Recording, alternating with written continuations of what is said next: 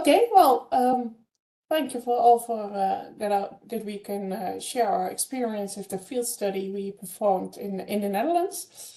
My name is Marije Kulve. I work at BBA in the environmental consultancy. I'm a colleague of Atze Boestra, who actually wanted to present today, but unfortunately he couldn't be here. So I'm replacing him, and I'm really happy to share what we have learned by applying personal environmental control systems in an office environment. Well, Bianna already told a bit about the advantages of microclimatization in the office.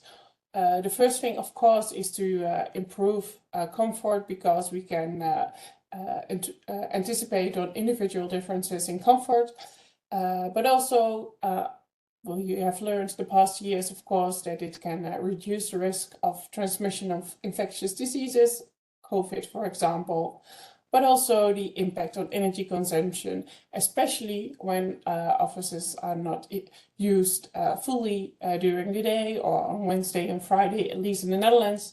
Then you have a lot of empty workplaces, which can, well, have a potential benefit on energy consumption if we do not if we can reduce energy consumption on room level. And the final part, not unimportant, is the increase of productivity. Well, how can we achieve it? It's not new, so there are already some solutions available on the market. So you have these chairs of Kulve, or the desk of IEA-EBC, which has integrated ventilation and heating system.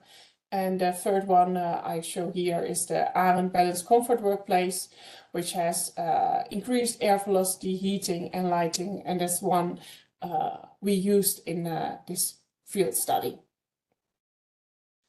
Well, what we did, the study was part of an experiment of the Dutch government, who of course owns a lot of buildings and have to renovate them to meet all the energy guidelines, requirements. So they selected one building as a test environment, and among others, personal environmental control systems were tested here. So they were on the top floor, these systems were placed, and on the reference floor, there we did not change anything, so we could compare the energy use of the floor, but also the experience of the building occupants. And the last thing, the comfort aspect, is the topic of our study. Well, to increase the energy efficiency, of course, we do have to do something with the room set point. First, we wanted to adjust it to 90 degrees Celsius, but after 1 week, there were a lot of complaints. So for the rest of the field study, we reduced it from 22 to 21 degrees Celsius in combination with the comfort desk. The evaluation of how people experience the thermal environment, the lighting, the air quality was in winter 2019, 2020, and autumn 2019. So it's before COVID. We of course wanted to test it in summer as well, but in summer 2020 there was no one in the office. So unfortunately we were not able to measure the impacts in that season. So here you see a picture of the desk and the integrated system. So first of all, you have these small nozzles on the desk fixed there, so people could increase air velocity at workplace level.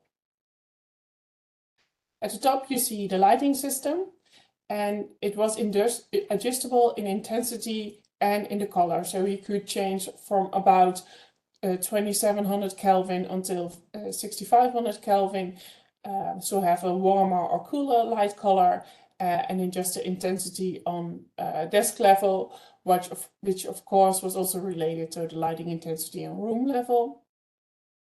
And the desk heating, it's integrated in the desk, so you can't see it, but here you can, this part of the desk you can heat, so people have warm hands and arms. This was combined with the interface to adjust the settings. It was on the desk fixed, and you could actually just change how the lighting, the airspeed, the desk heating, and the temperature, and also the height of the desk. But there was it was quite simple interface with no login nor connection with your smartphone or anything like that. Well, what did we do? In January 2019, the reference floor, which was on the 5th, and the 8th floor, which was the floor where the comfort workplaces were placed, we started the experiment. And first we did a survey on the 8th floor without the comfort workplaces. And after they were installed around February, we did a second survey in March. So we could compare the experience of the same people with a pre-post situation. After that, we compared the two floors. So we compared the reference floor with the floor where the comfort workplaces were placed. We did it twice in September 2019 and in February 2020. And every time we had among 20 participants on each floor or each condition. Well, the first question we actually had was, do people use the opportunities that were given? So do they make use of the lighting, the airspeed and heating to change the environment to their needs? Well, you can see the results in this graph. On the x-axis, you see the different indoor environmental parameters, so the light intensity, light color, airspeed, and desk heating. And the numbers represent the time of evaluation. So the first one was in winter 2019, the second one is in the autumn, and the third one is again in winter, but then winter 2020, when people were already used to the desk for about a year. And as you can see on the y-axis, you see the setting. So if it's around 1, then people did not use it, and if it's around 10, they used the highest intensity. And you can see that the lighting intensity was frequently used by people. The light color was also used, but at a lower intensity, which means people preferred a warm color temperature. As you can see, the airspeed was hardly used by the participants, and the desk heating was not used in autumn, but they did use it in the winter, in both winters. So also after a year, there's still used heating to adjust their thermal comfort. Well, did it also affect their satisfaction? If you look at the temperature, we again looked at the 3 different evaluations. And you can see on the y-axis, you see the number of respondents which were satisfied with the temperature. And as you can see, after placements of the system, the satisfaction rate increased quite a bit, from about 30% till almost 90%. So that was quite a nice outcome. However, if you look at the autumn, then you see that only a minor influence from 40 to 50%. And the second time in winter, we still see quite some increase in satisfaction from 50 to 47%. So I think what we conclude from this graph, that in winter, the advantage of heating was the biggest, and that there is a difference between evaluating after 1 month, that people are really experiencing something new, and again, evaluating after 1 year when people got used to having this opportunity. But it's also nice to just hear what people were saying. If you get at the right, you see a quote of one of the people working on this floor, who said, "I'm really happy with the new desk. I can always feel comfortable now, because she was usually feeling cold, and now she could adjust the temperature to her needs." So that's a really nice response. If you then look at the satisfaction about the lighting, we can see that for lighting, people were in general much more satisfied with the environment what was given. So also without the PECS, there were already many people satisfied with the conditions. So at the beginning, we saw a small increase, but at the end it was quite similar if we compared it with the other floor, where people did not have the opportunity to change the light conditions. What did we learn from this experience and the application of PECS? Well, first of all, I think it's important to mention that in this office, we tested on each floor, we tested different interventions. So there were quite some different climates within the building, while people didn't have a fixed workplace. So it could be that they were working in the morning at the second floor and then had to go to another floor.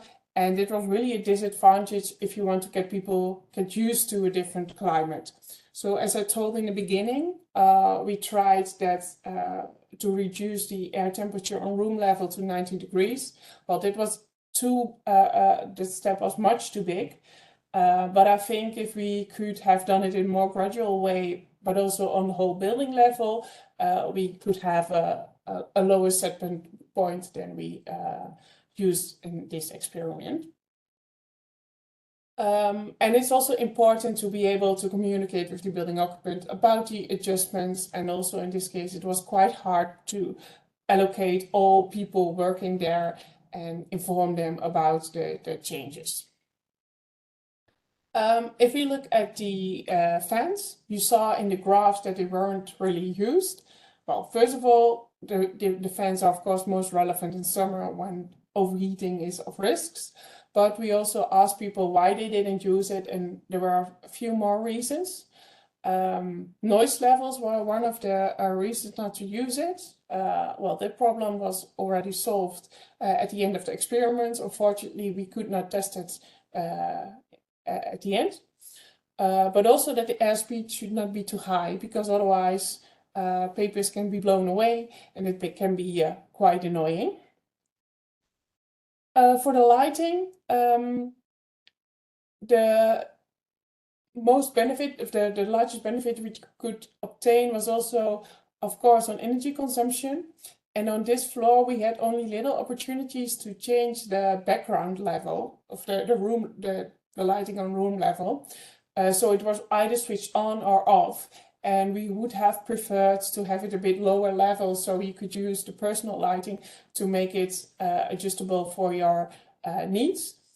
So now it was either really dark or it was already quite some light intensity, and you did not really require to use the light on your workplace level. So it's really relevant to not only look at the opportunities on workplace level if we apply PECS, but also what can we do on room level, and make sure that we can make the changes that we need to also obtain the energy savings that we require.